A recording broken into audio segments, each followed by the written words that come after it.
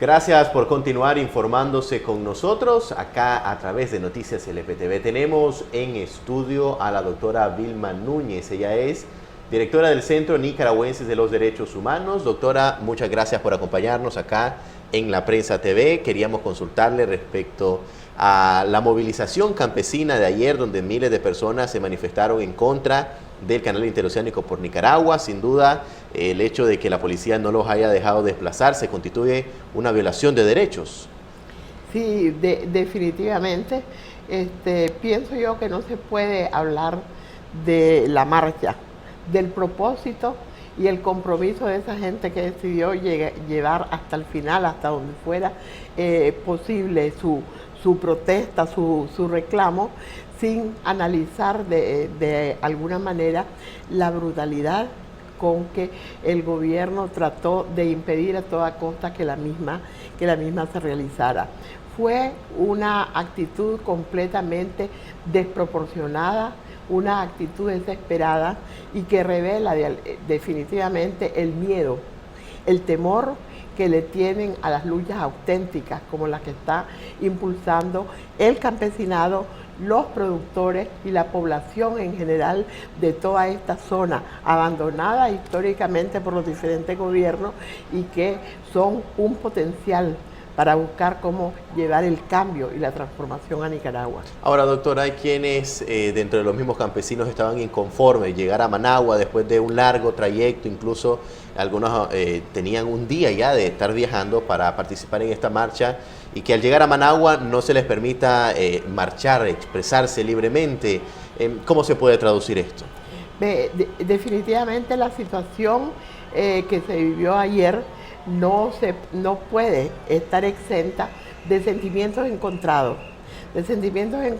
por quienes muy simplemente valoraban el éxito de la marcha, llegar a la Asamblea Nacional y entregar una carta que no iba a ni ser leída por quienes no son ya el foro político de este país como en cualquier país democrático, sino que precisamente son los ejecutores obedientes de iniciativas como la que acaban de prestarle a Daniel para que la corrija, y cosas por el estilo.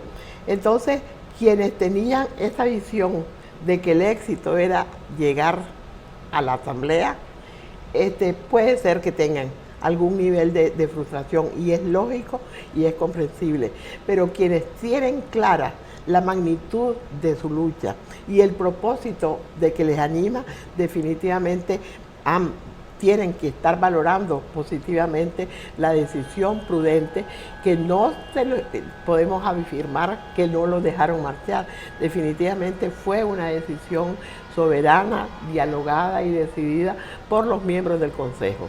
Y nosotros como organismo de derechos humanos, y yo personalmente, considero que fue una actitud responsable, una actitud que era la que correspondía frente a la brutalidad que representaba ese despliegue militar, ese despliegue de fuerza y esa inyección de odio que le impusieron, que le transmitieron con mensajes equivocados, con consignas completamente ofensivas a la gente a la que mandaron de diferentes formas a enfrentarse. Ahora, doctora, el hecho de que los campesinos no quisieran un enfrentamiento con la Policía Nacional o con simpatizantes del presidente Ortega, al final resultaron hechos violentos en el sector de Bello Horizonte, ya cuando la marcha regresaba para redirigirse pues a sus lugares de origen. Hubieron personas que dispararon en contra de algunos manifestantes que aún quedaban ahí. Usted estuvo por ese sector, si nos comenta un poquito. Sí, definitivamente conozco muy directamente, porque ahí estábamos nosotros, lo que ocurrió en Bello Horizonte. Y fíjate que lo que ocurrió en Bello Horizonte lo que hace es confirmar lo acertado de la decisión del Consejo de no permitir o impulsar que aquellos que unos de buena fe y con buenas intenciones pretendían seguir hasta la Asamblea, y otros como agitadores que se infiltraron dentro de la marcha, pretendían impulsar a la gente a enfrentarse con ese cordón de antimotines que tenían rumbo a la Asamblea. El hecho que ocurrió en Bello Horizonte tiene una significación muy, muy especial, y creo yo que la tomen en cuenta aquellos que podrían estarse sintiendo frustrados. Fíjate que cuando alguien del Consejo, creo que fue Henry Ruiz, llamó que la marcha iba a continuar en dirección contraria y se fueron, nosotros lo que hicimos fue seguir a la marcha. La marcha iba, y entonces vimos que iban en dirección a Bello Horizonte. Llegamos a Bello Horizonte, estuvimos allí y vimos la cantidad de antimotines, que no te puedo precisar cuánto, pero tenían no solamente cerrada la calle así, que va, creo que es dirección de abajo A la Reinaga, sino que también estaban así como tapando las otras dos bocas calles que podían coger para allá y para acá. O sea, que estaban dejando sin salida a los campesinos. Estaban dejándolo sin salida, y prácticamente lo que querían era, si la situación se encendía más, ellos hacer un cerco y rodear todo lo que era el parque de Bello Horizonte. Pienso que también allí hubo dirigencia responsable que le aconsejó a los campesinos, que ya tenían prácticamente tomado el parque lleno, el parque, porque ellos se fueron marchando.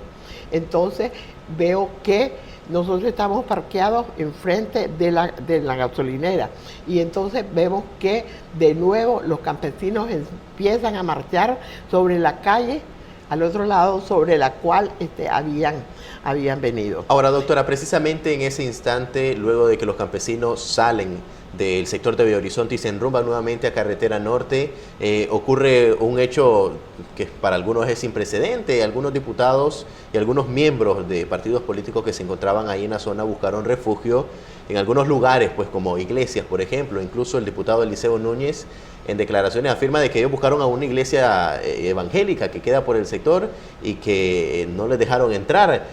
Vamos a escuchar las declaraciones, sí, del diputado, o más bien la denuncia que nos hacía el diputado Eliseo Núñez, y después comentamos este hecho, pues que sin duda es lamentable.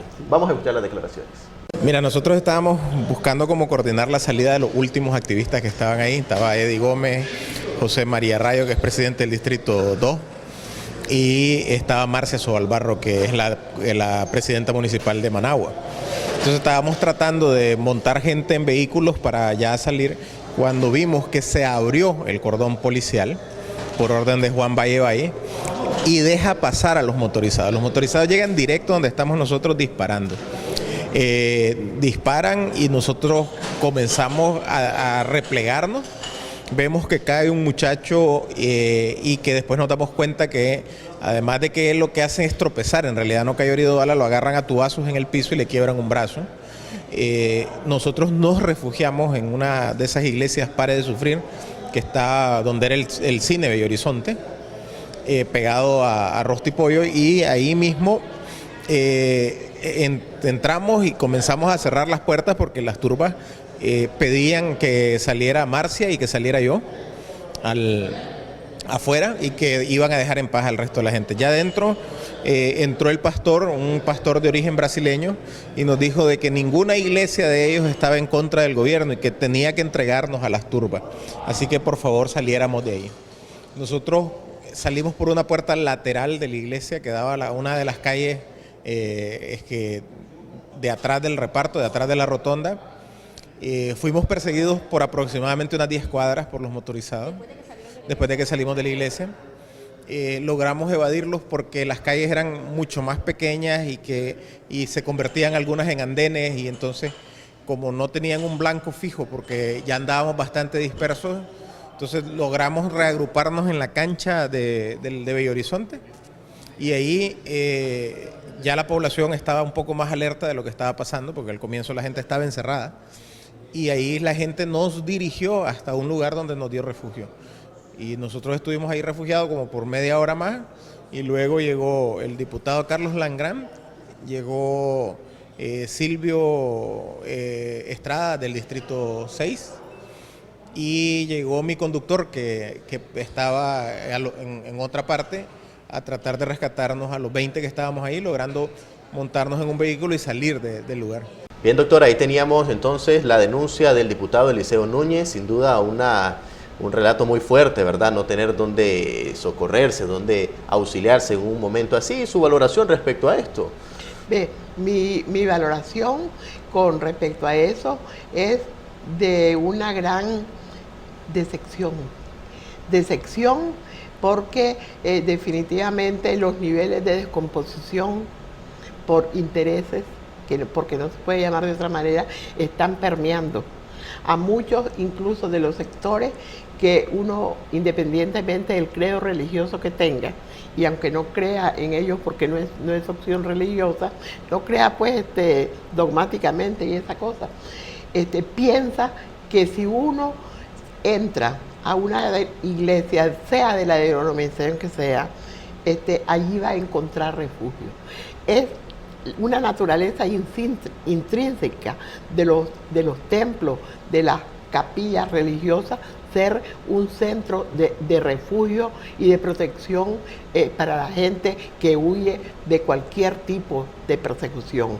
Pero que venga allí el propio pastor, según las mismas declaraciones, y diga: yo no he tenido problemas con el gobierno, y ya no solo le digo, váyanse hubiera demostrado su miedo si les hubiera dicho: váyanse porque no quiero que me comprometan, no quiero que sufra daño mi iglesia, o una cosa así, pero decirle: los voy a entregar a las turbas sandinistas, ya es una actitud cómplice, una actitud condenable, y definitivamente eso nos hace recordar y reconocer el rol que jugaron las iglesias en la época de la dictadura de Somoza, que eran centros seguros de protección. Incluso fíjate que ayer mismo, cómo será la visión que tiene la gente de lo que es un templo, de lo que es una iglesia o una capilla de estas evangélicas, que hay mucha gente decía: vámonos para catedral, pero la verdad es que también se analizaba que no habían condiciones, ¿verdad? Entonces esta es una barbaridad, pero además te voy a decir, cuando ya vimos que la gente iba para la carretera norte, entonces nosotros nos vamos detrás de la gente, porque lo que andamos es con la gente, acompañándolo. Y entonces vemos, de repente nos dicen casi al llegar, unos tiros. Hay tiros y hay heridos. Entonces yo no estoy directamente, no está el equipo que anda conmigo, porque el CENIDA andamos 2 equipos. No vemos el momento de los disparos, sino que oímos ya el momento cuando ya hay un muchacho golpeado que está aterrorizado, muerto de miedo, en un solo temblor y llorando como niño, un muchacho muy grande, ya grande. Lo subimos a la camioneta, pero no quiso. Después lo llevamos al hospital alemán para que se lo curaran y eso, y no quiso. Después lo pasamos dejando por su casa. Cuando ya estábamos allí viendo lo que había pasado, no nos dimos cuenta lo que le pasó, lo que le estaba pasando a Eliseo y a su gente, porque si no, nos hubiéramos dirigido a esa capilla. No nos dimos cuenta de las circunstancias en que hirieron a otras personas. Sé que Violeta Granera llevó en su vehículo a otra persona golpeada o herida. Nosotros nos quedamos allí y mi intención era dirigirme hacia los antimotines, ver qué era lo que pretendían más. Y entonces resulta de que de repente veo que el grupo de antimotines se dirige casi en persecución de los marchistas atravesando la gasolinera, a un grupo como de 10 antimotines caminando al mando del comisionado general Ábalos. Y entonces yo empiezo a llamarlo: comisionado Ábalos, ¿para dónde va? ¿Qué es lo que pretende hacer? Comisionado Ábalos, por favor. Lógicamente no volvió ni a ver, claro. Y él siguió caminando. A una cuadra de la gasolinera hacia el lago, hacia la carretera norte, había otro contingente de policías antimotines, en un plan así como bromeándose, como riéndose, quién sabe qué era lo que. Entonces ya después nosotros nos fuimos para allá y empezamos a dedicarnos a ver la situación de si habían más heridos, más lesionados o qué. Pero entonces sí puedo afirmar, si no fue que llegó en ese momento el general Ábalos, el comisionado general Ábalos a eso. Él fue el que dirigió el operativo sangriento puedo decir, del grupo de antimotines que al mando del Estado. Todo lo quieren revestir de legalidad, actúan cobardemente como encubriendo la maldad y la perversión que caracterizan casi todos los actos gubernamentales. Entonces, creo que estamos en una situación muy difícil. Los que todavía no quieren caracterizar a este gobierno como una dictadura, pienso yo que no solamente se tiene que analizar jurídicamente los conceptos y las terminologías que se usan jurídica y políticamente para caracterizar un régimen de esta naturaleza, sino que tienen que estar en la calle y vivir lo que ocurre, vivir los hechos, cómo se comportan para ver que sí, efectivamente, tenemos hoy más que nunca los nicaragüenses de rescatar nuestra democracia, de luchar contra esta dictadura. Cómo no. Muchísimas gracias, doctora, por acompañarnos acá en estudio. Nosotros vamos a continuar con mucha más información. Continúen conectados con nosotros.